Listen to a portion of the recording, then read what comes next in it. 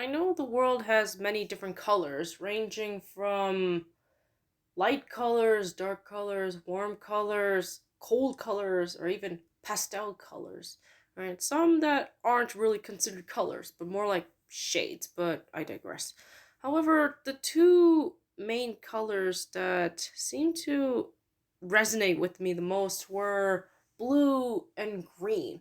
Though while you could say they're both my favorites, though I think I would lean more towards blue due to how tranquil and serene it is. And it helps that blue often represents water or swimming, especially since I like to swim, though I haven't really gotten the chance due to like various reasons. And when it comes to green, I like how naturalistic it is and how it has a lot of positive elements such as healing and rejuvenation, though there are negative ones like sickness or envy, especially like given the phrase like green with envy or green eyed jealousy, though like both cases, like blue and green, though they have their positive meanings, they also had negative meanings. Like having blue or green eyes was considered cursed or even an evil omen. Like, for example, when it came to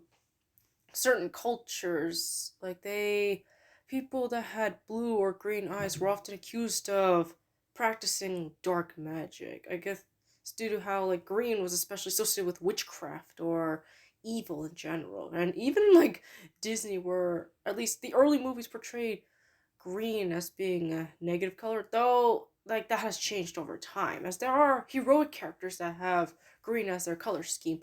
And even blue is often seen as a heroic or a noble color. Yeah, kind of like how purple or violet, which are also my favorites, though they're more secondary, they were often used as a sign of either evil or even madness, but at the same time, their positive meanings have something to do with nobility or monarchy. But then again, during certain time periods, like anyone who's associated with nobility or monarchy were often given bad reputations, so that may not have helped with their with the colors kind of, I guess, fame or infamy. Although like most of the times those three colors were often displayed or portrayed, especially given how rare they were in the past. Though nowadays we have better access to it thanks to dyes or even, I guess, technology.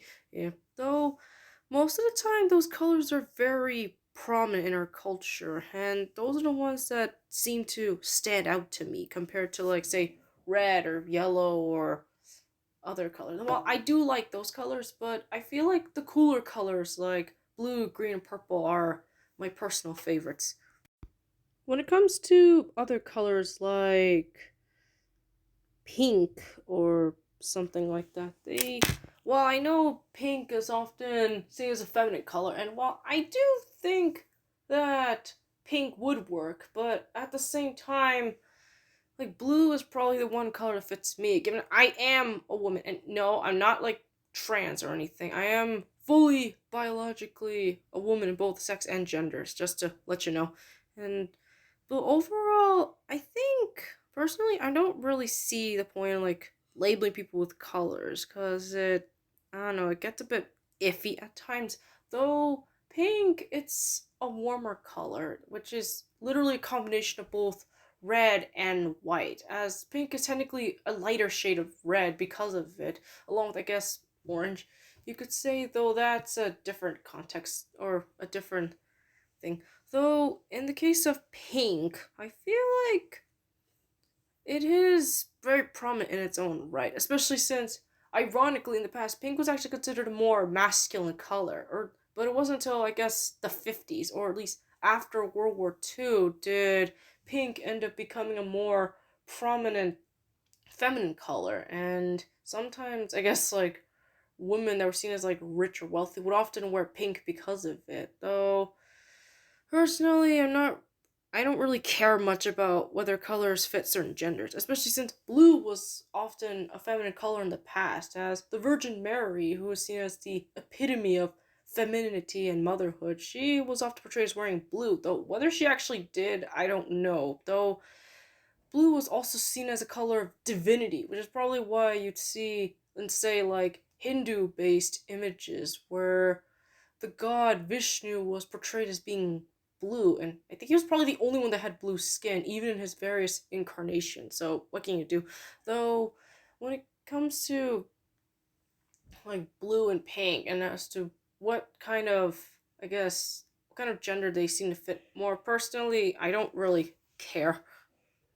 When it comes to silver, gold, or even bronze, or in order gold, silver, and bronze, I think silver is probably the one color that I lean towards, as I feel like it's a very underrated color and has a very metallic sheen that you probably wouldn't see on gold a lot, or at least not on real gold, which is a lot more dull than most people would think it is.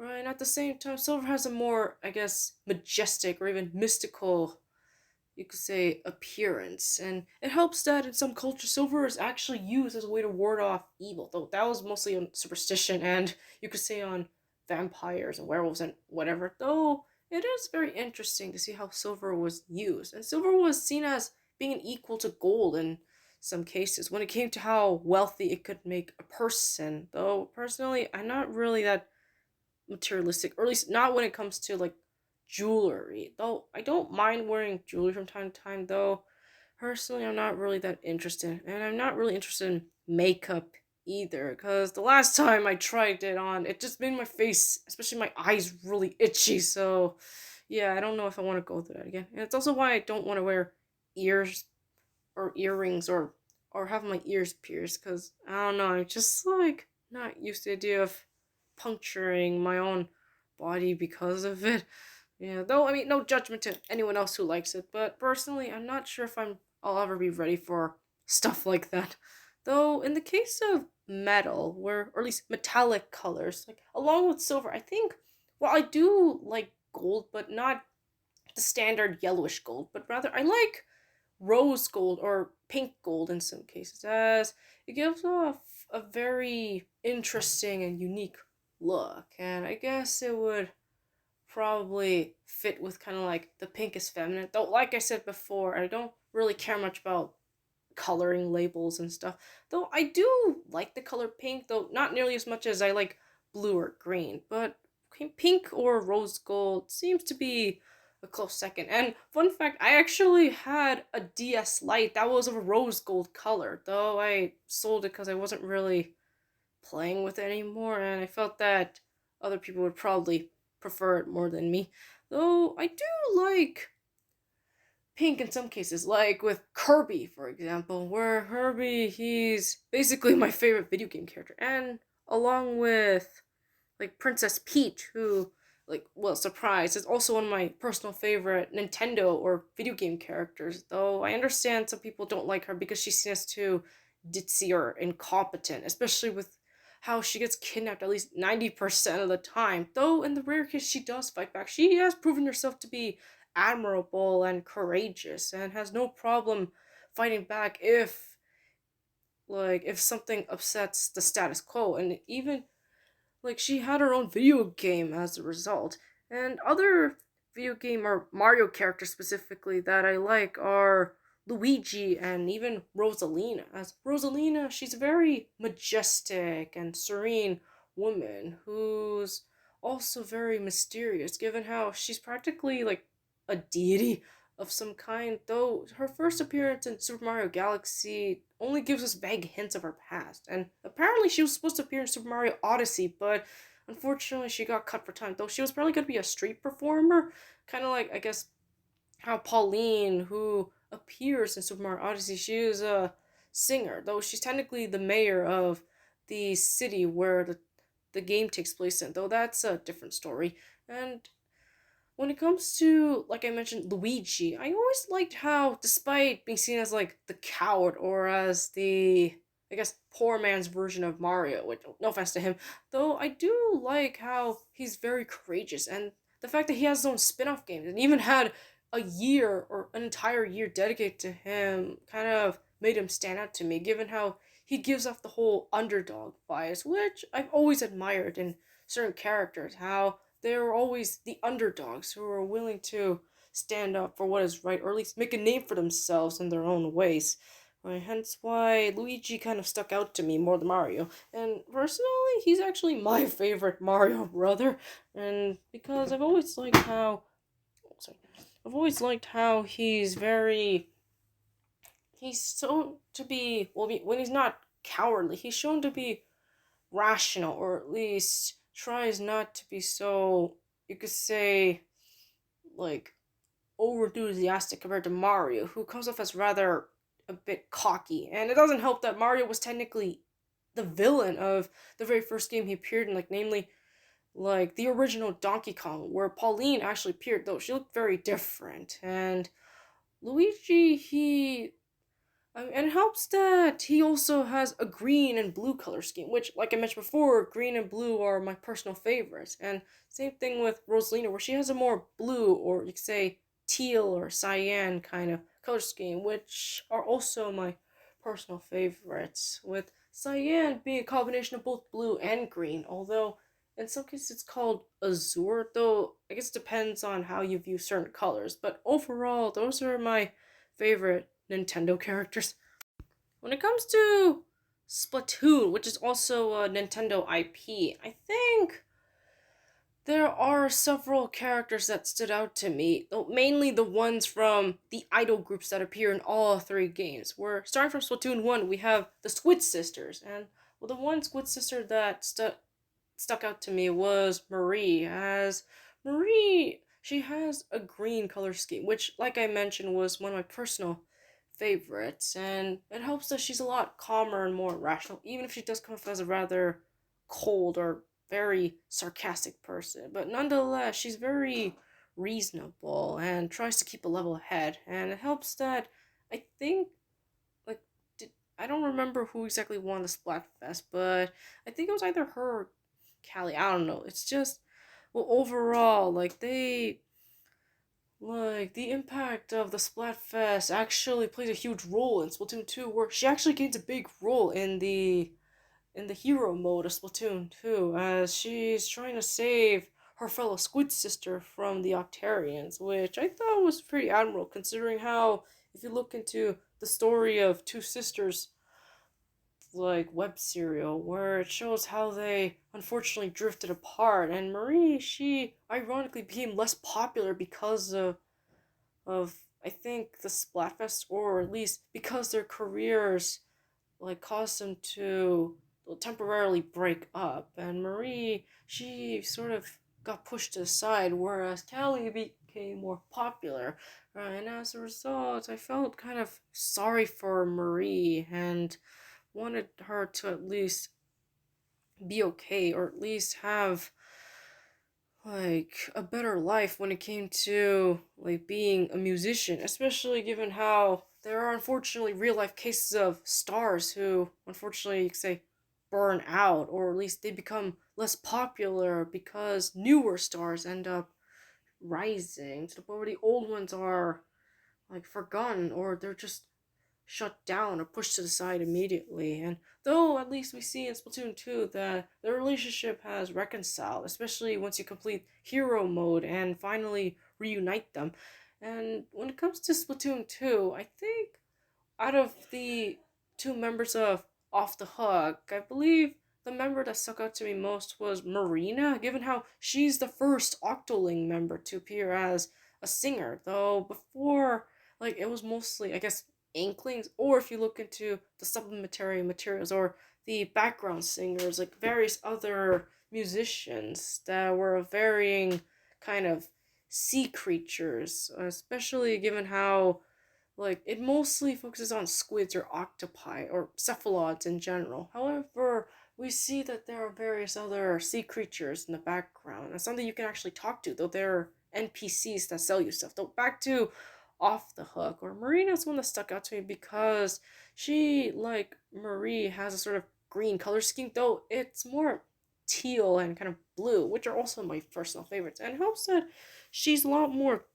shy, but at the same time, it gives her a very endearing personality, or an endearing appearance, especially if you look into her rather tragic backstory in the Octo expansion DLC, where it's revealed that she was indeed part of the like DJ Octavio's Octarian forces, though she worked as an engineer and mostly on technology, though it's possible she may have been forced to fight on the front lines, given how you see an old image of her and her hairstyle, along with her goggles and even her uniform, are exactly like the female Octoling troops that fight you during the Octo. Well, not the Octo expansion, but the hero modes at least. Though, of course, right, the fact that Marina had nowhere else to go after escaping DJ Octavio's grasp, so of course, like, it was a good thing that Pearl showed up, otherwise, Marina would probably not have lived long enough to at least become a star in her own right.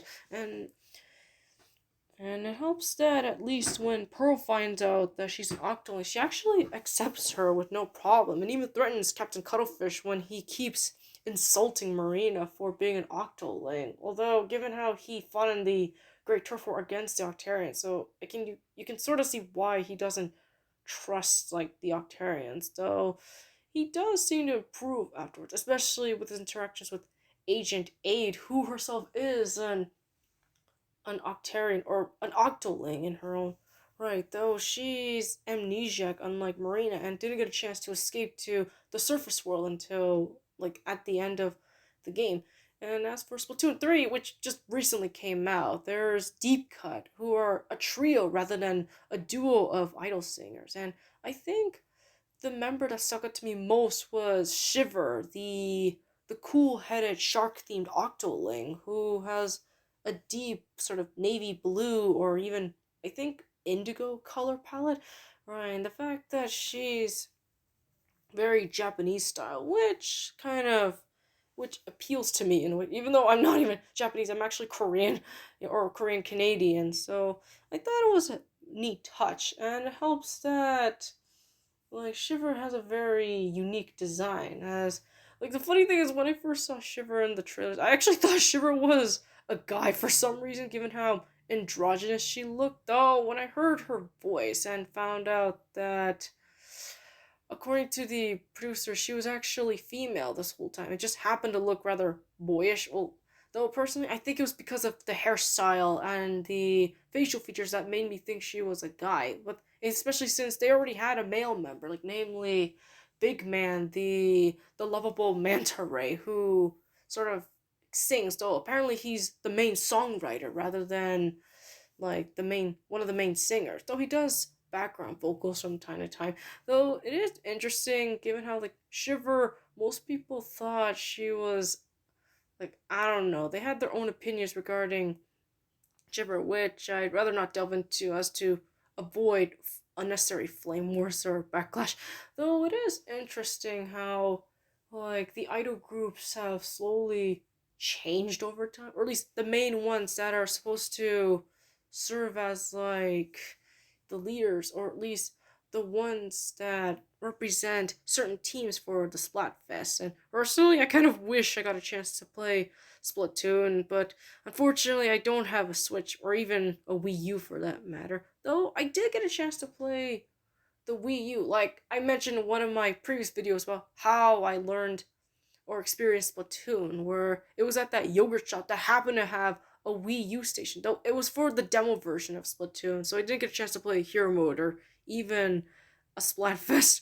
Yeah, though I do have a friend who has played the Splatfest. Though I'm not gonna say his name for privacy reasons, but and the funny thing is he actually chose Team Order rather than Team Chaos. Like I thought he would, given how he was kind of a you could say a chaotic good gremlin when he was younger. Though that's a different story for a different time. But overall, I actually like Splatoon and wish I got a chance to play it more, or at least Splatoon 2 and 3, but sadly, I don't really have the time or even the energy because I'm not a gamer girl.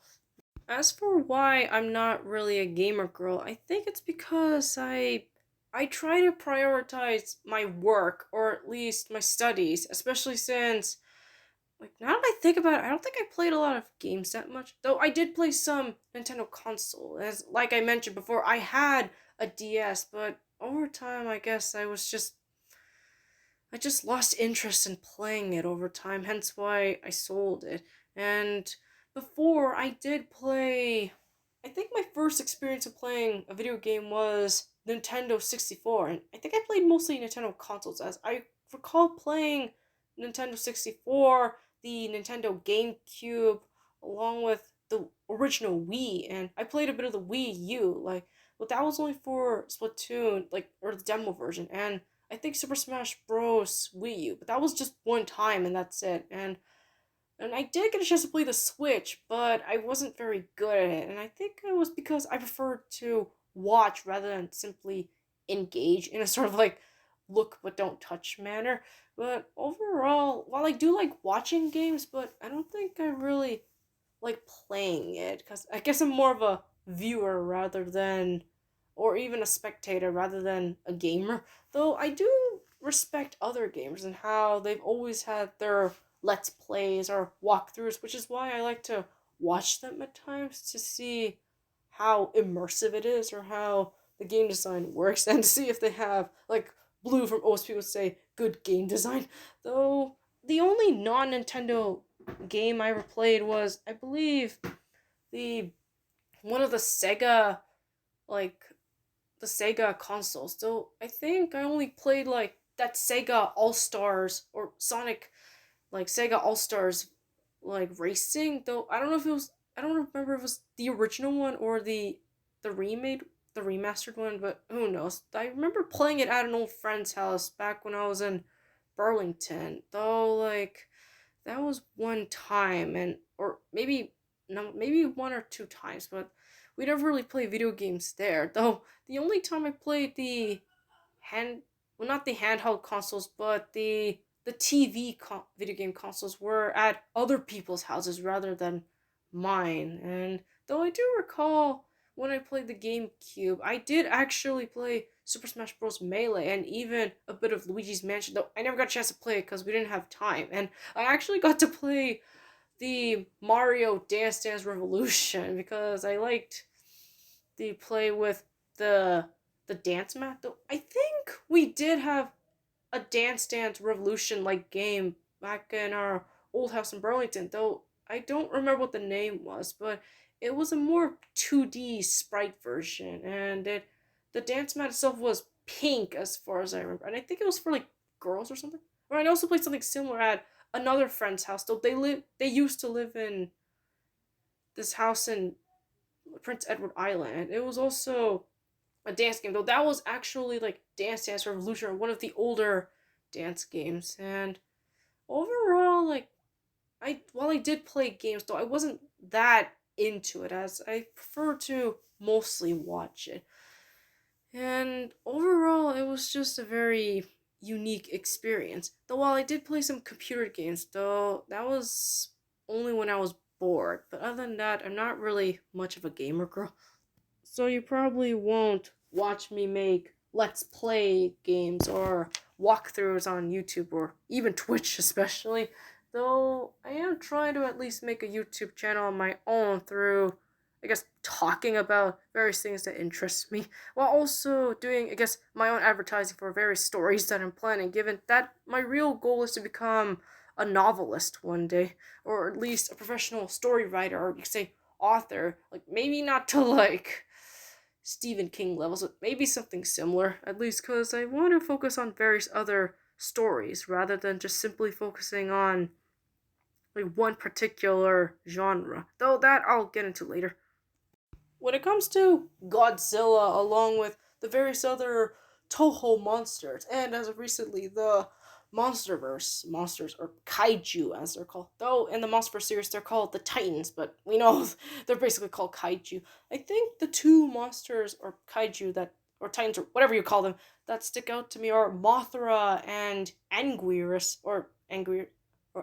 I don't know how they pronounce it these days, but when it comes to Mothra, I think she's the one that caught my eye because she was one of the few openly female kaiju. Though she did have a tendency to die and be reborn through her eggs, and in one case, there was a male Mothra, though he was called Mothra Leo, though that was only in the Mothra spin off series that had its own continuity, where Mothra has a very majestic and divine kind of attitude towards humans to the point where in the movie that she was based on and the very obscure novel that got adapted into said movie, she was practically worshipped as a goddess by the natives of the island that she came from that was called like Infant Island, I believe. And as a result, she's a very prominent character where she often serves as a more benevolent, you could say, foil to Godzilla. That was before he turned good and started defending humanity. Though that was only in the Showa movies. Though like in some versions he does defend humanity, though it depends on how humanity treats him, given how in the very first movie that he came from he was outright attacking humans and killing them because of what happened with the radiation along with the nuclear bombs that unfortunately mutated him to the point where he was in constant agony just from living. Though in the case of Mothra, she well, ironically, in the movie she came from, she actually did attack humans, but only because a group of greedy explorers had kidnapped the fairy priestesses, or the Shobijin as they're called, from her home, and thus it was up to another group of humans to rescue the fairies and bring her to Mothra in order to stop her rampage. And surprisingly, the humans they let her go without a scratch, especially given how she practically decimated the city that the Shobijin were held hostage in, though I guess it's because they understood that pissing her off more would lead to more damage, and they certainly did not need that. Well, that because she was willing to leave them alone as long as she had the fairies with them. And after that, I guess that's when she started defending humanity, though it was kind of weird as to why they didn't really establish her character as being benevolent from the start, given how amoral she was, or at least how extreme she was. And the second monster I want to talk about is Anguirus, where he appeared in the second official Godzilla movie, which would start the Showa period movies, which ironically were a lot lighter and you could say more kid friendly compared to the main monster movies, or even the very first Godzilla movie, where he's often portrayed as being an underdog character, which, like I mentioned before, I admired, as despite being seen as one of the weaker monsters, he is still capable of fighting in his own right, and he's often portrayed as being Godzilla's friend, despite the fact that, ironically, the first time they met each other, they tried to kill each other because of, I guess, territorial dispute, though Anguirus is supposed to be an ankylosaurus, though I don't recall real ankylosauruses having sharp teeth and being carnivorous. But then again, he was hinted to have been radiated as well, which could explain why he's suddenly carnivorous or maybe omnivorous, but I'm not a biologist or even a kaiju biologist in that matter, so what do I know?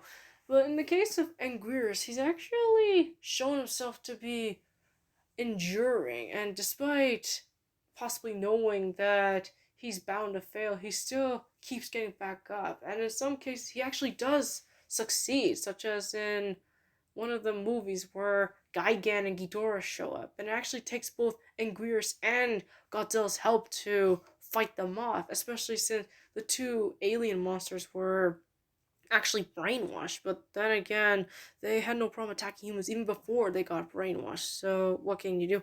And it helps that Anguirus actually made a cameo appearance in King of the Monsters, like the recent MonsterVerse one, not the original titles for the early Godzillas. Where though he doesn't appear alive, a skeleton of him actually was shown in the scene where Godzilla is resting in an underwater temple of some kind. As in the MonsterVerse series, the Titans or the kaiju, they were practically the dominant species of Earth, and along with having come from the Hollow Earth, at least that's what I've heard, and they were worshipped as gods or divine beings because of it. Though, unfortunately, Ghidorah ends up kind of ruining it, or at least he tries to corrupt the monsters into attacking humans indiscriminately, even though the humans didn't really do anything, though.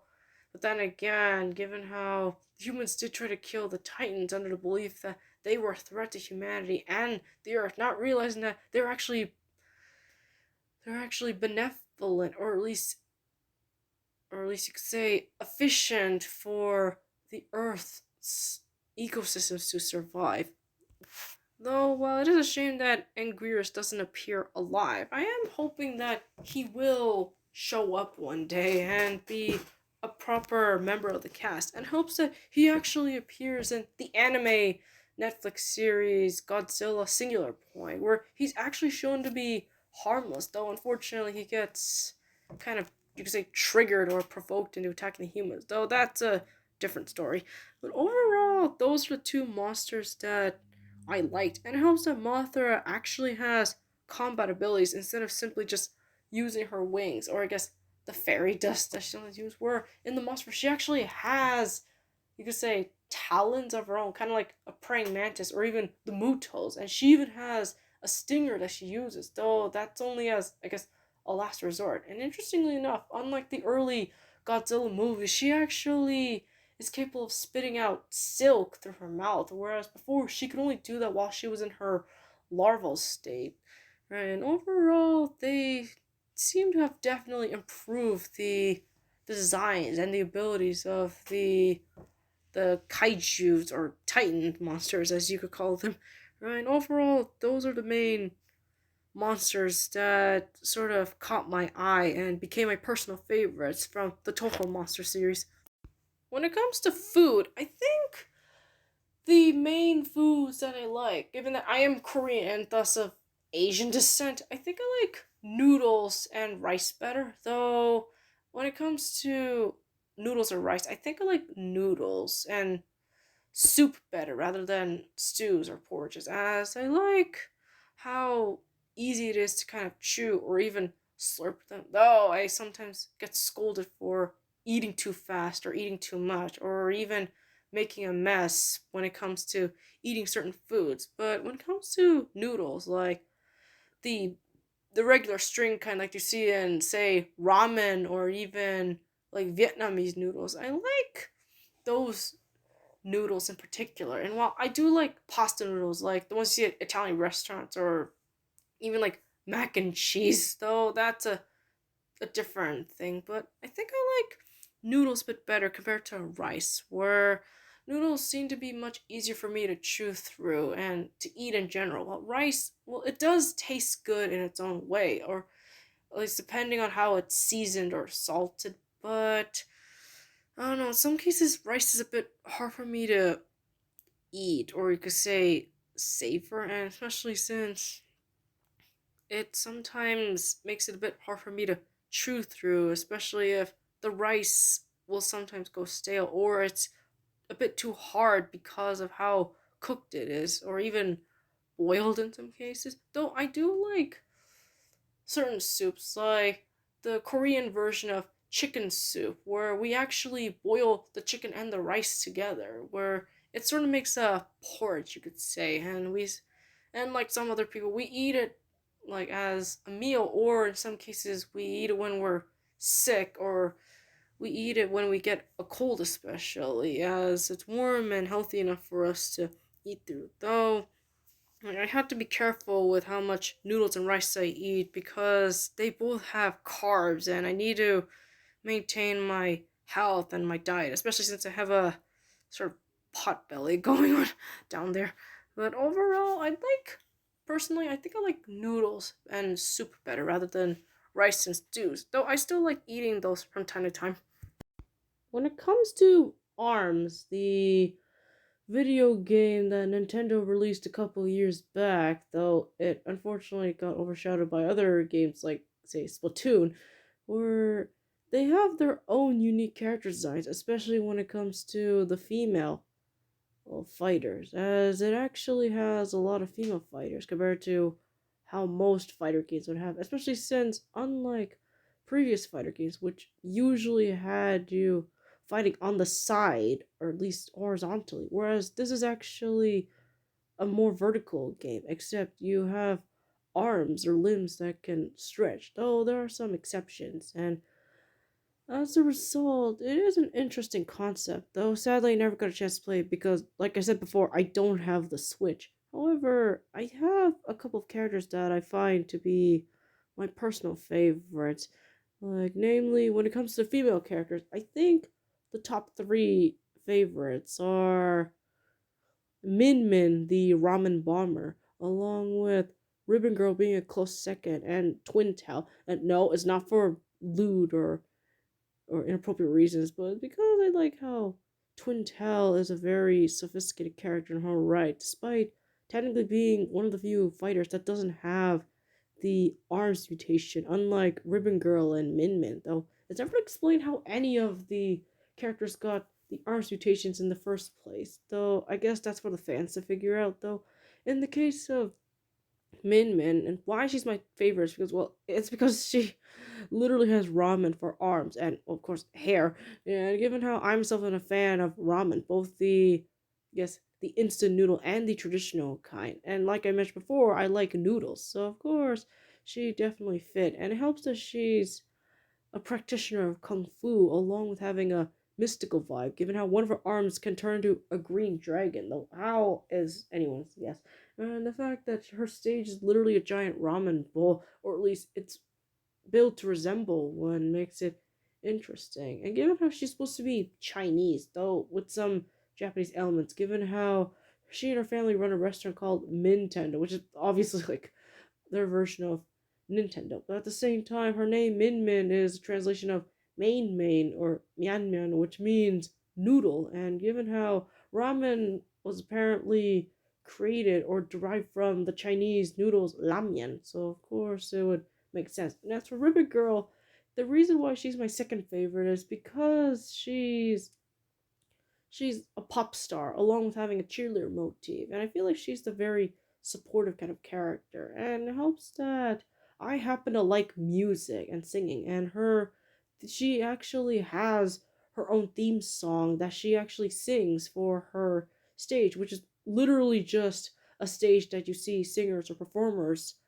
like play on. So of course I thought it'd be very interesting to feature, or at least that I thought it'd be interesting for it to be featured within the game. And as for Twin Tail, she's my third favorite because I don't know. I guess it's partially because I get turned off by how people keep fetishizing her, which is ridiculous. But at the same time, she has a very mature and graceful attitude, even while she uses her hair to be the main fighter, though how I'm not entirely sure, as apparently their articulation isn't exactly limited to literal arms as far as I know, but and the helps that she's a movie star, along with being like say a person of color, as she's supposed to be French, though she seems to be possibly like biracial or at least have some possible African heritage given her dark skin. Though I'm not gonna delve into too much. But overall those are the main three fighters that caught my interest, or at least the female ones. The others, they're unique and impressive in their own ways, but I don't know, I don't seem to get much like interest in them compared to these three, but whatever.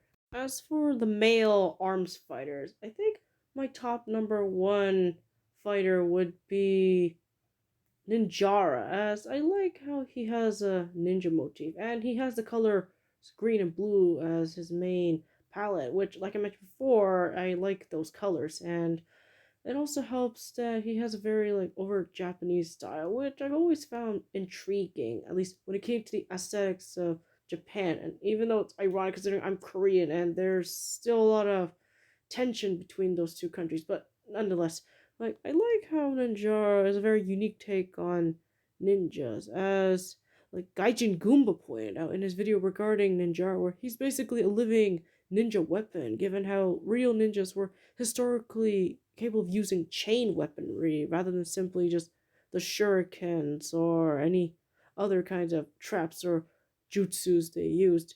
And I think my second favorite would probably be Kid Cobra, as I don't know, he's a very mysterious arms user, as unlike the others who just randomly gain their arms mutations by sheer chance, or he was apparently the first and only one to be born with the arms mutation. Though why, I no one really knows. But the fact that we never see what his face looks like makes me more intriguing. And he has a sort of roller derby kind of motif, or rather, he uses spitting tops as his main weapon, makes him kind of interesting in my take. And the third one is probably Misango, as he has a whole like mystical kind of motif where, unlike the others where there it tended to be a sci-fi answer for the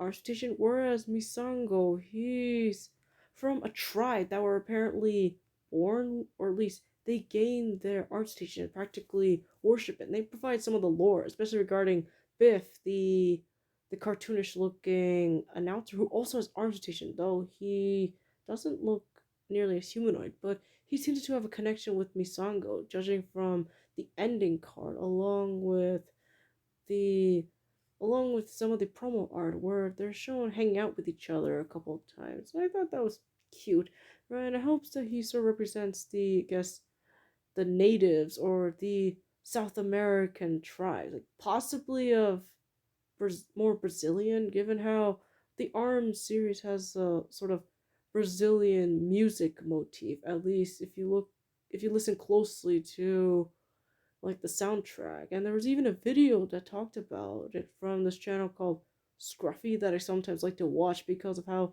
they analyze music. And overall, those are the top three arms or male fighters that I'm interested in.